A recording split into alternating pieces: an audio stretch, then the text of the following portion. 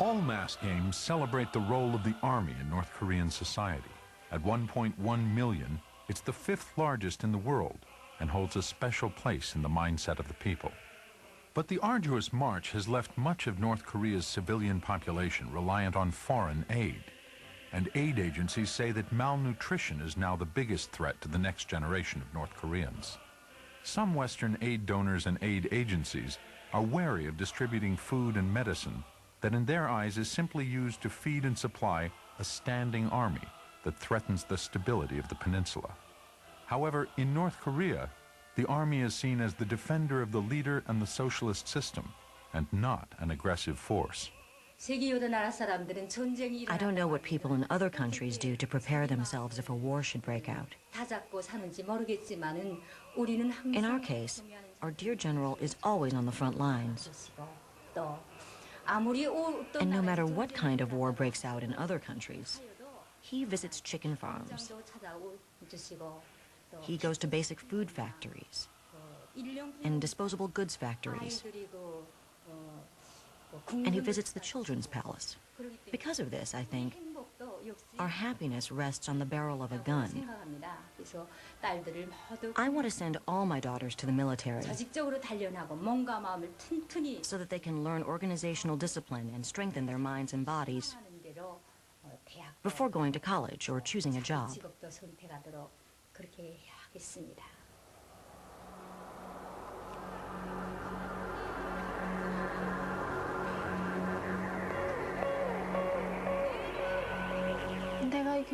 When I was young, even in kindergarten, I hated life in groups and organizations, so I ran away from school. After I got to middle school, I'd go to school in the mornings and club in the afternoons. Training at the club started at 3 o'clock. There were a lot of older girls. Because I was young, a lot of the girls were older than me. Sometimes the older girls would be in charge of us, and they would scold me for not being good enough. All I could think of was running away.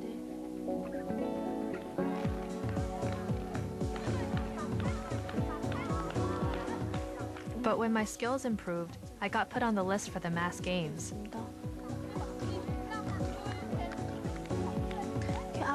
When I first performed in the mass games in front of our father, the general, my chest and heart were trembling. My whole body was trembling. I was so frightened that I couldn't even move any part of my body. But then, when I thought about going out in front of the general and doing my moves, it seemed that the general was looking at me and saying, "Don't cry, do your best, you're very good." And it seemed as though he was waving his hands toward me. When I went out to perform, my heart automatically felt happy. And I just broke into a smile. Because group gymnastics is an exercise done not by one person, but by a synchronized group, even though it's tiring, because you do it together with classmates, the power of the group develops, and individualism completely disappears.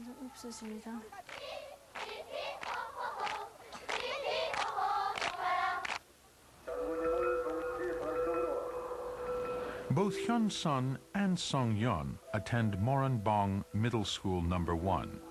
They have chosen this school because it is the nearest to their mass games practice area.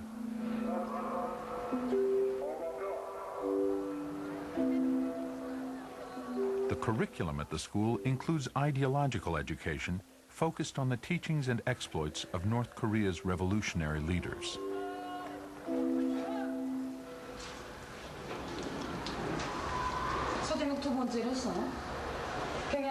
Today we'll study the way the dear General Kim Jong-il prepares the strong political thoughts of students. Please write the title, Reinforcing Education in Political Thought.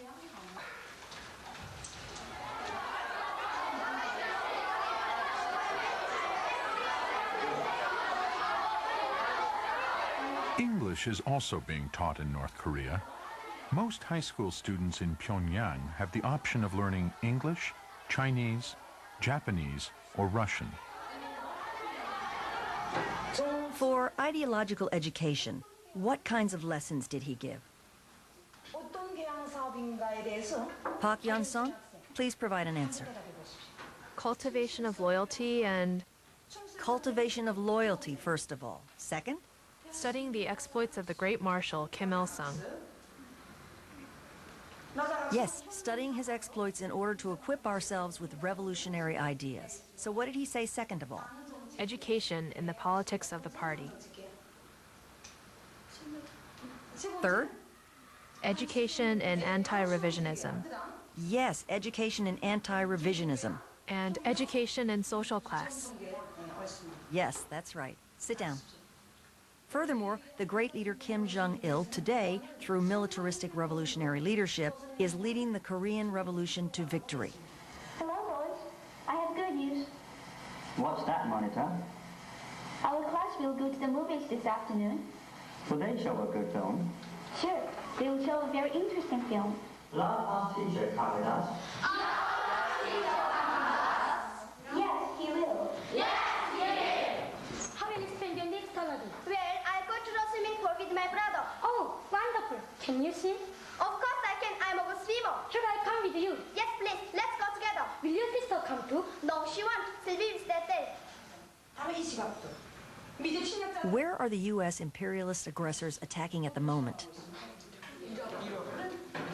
Looking at the state of affairs in the world at the moment, it's clear that the U.S. imperialists can't rest even for a moment from invading other countries. Furthermore, our revolution is progressing under such difficult circumstances today. With the intention of getting rid of our Korean socialism, the only socialism left on this earth, these Americans are maneuvering to isolate, squash, and suffocate our country. What do they want to do to socialism in the end? They want to totally demolish it.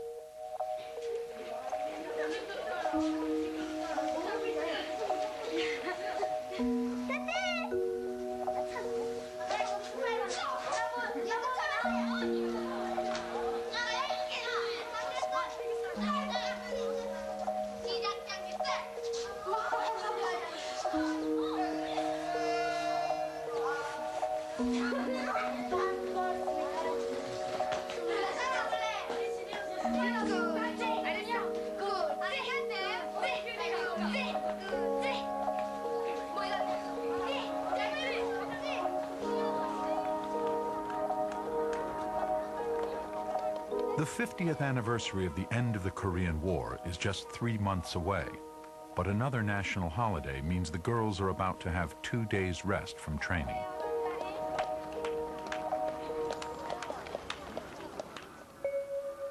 April 15th, Kim Il-sung's birthday. Today is the most important day in the North Korean calendar. 3 years of national mourning followed Kim Il-sung's death in 1994.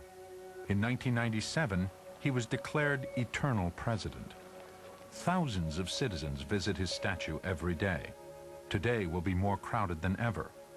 Among those paying their respects at 7 in the morning are Sung-yeon and her parents. They then leave Pyongyang and head to the countryside, to a cooperative farm called Wonha-ri. All North Koreans are required to have a permit to travel outside their towns of residence. By public transport, it takes the family half a day to make the 30-mile journey. Remarkably, the crew was allowed to film the visit, the first time, we are told, permission had been granted to film in the countryside. The farm specializes in the maintenance of farm machinery, and it is home to a friend of Sung-yeon's father from his days in the Korean People's Army. Mr. Kim's friend is the conductor of the village band. It has been 10 years since the two veterans last met. On this national holiday, there is a festival in the village. Teams from different farm units compete for the 3 prizes donated by the cooperative farm, their choice of pig, sheep, or goat. When we were in the army, he was always sleepy. So we used to call him Sleepyhead. We were in different divisions, but we shared the same bed. I mean, army life is group life, so we slept in the same bed. And we became close. I don't sleep much in the mornings, so I had to wake him up, but it was a bit difficult. So I slapped him a few times. In North Korean society, the peasant class includes anyone who works on the land and is held in high regard. The peasants suffered greatly during the arduous march. It is in the countryside that the hardships of recent years have been felt the most, even here, only 30 miles from Pyongyang.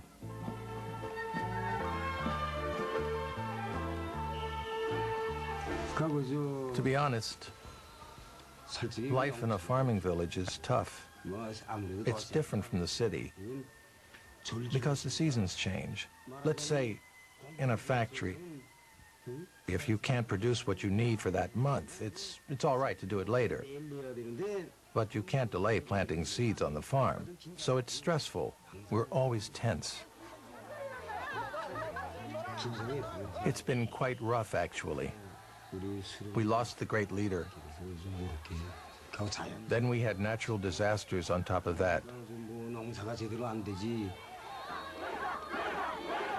So the farming hasn't turned out the way it should. And to be honest, the U.S. imperialists have been blocking our economy. Using self-reliance, we did our farming on our own. Under the care of our party and the general, we've been receiving food. But it's been quite difficult.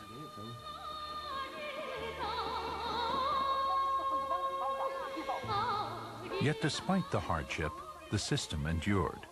North Koreans credit their survival to the guiding philosophy of Juche, an ideology of self-reliance developed by Kim Il-sung and further elaborated by Kim Jong-il.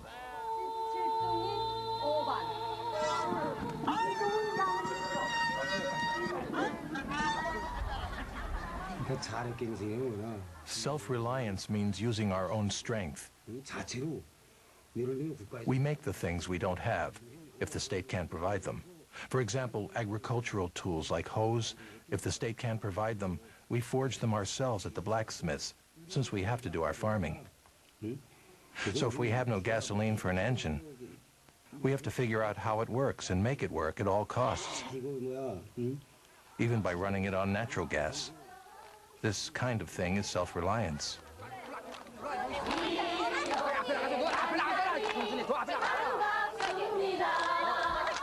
We're former soldiers, and the ideals of revolutionary soldiers are, first, to protect the great leader to the death.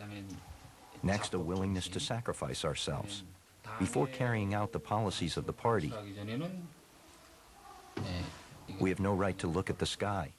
We have to stop at nothing and completely devote ourselves. Because people have this mindset, there's no excuse for saying we don't have this or there isn't enough of that. I think it's in our nature as North Koreans to totally devote ourselves to completely carrying out whatever task we do.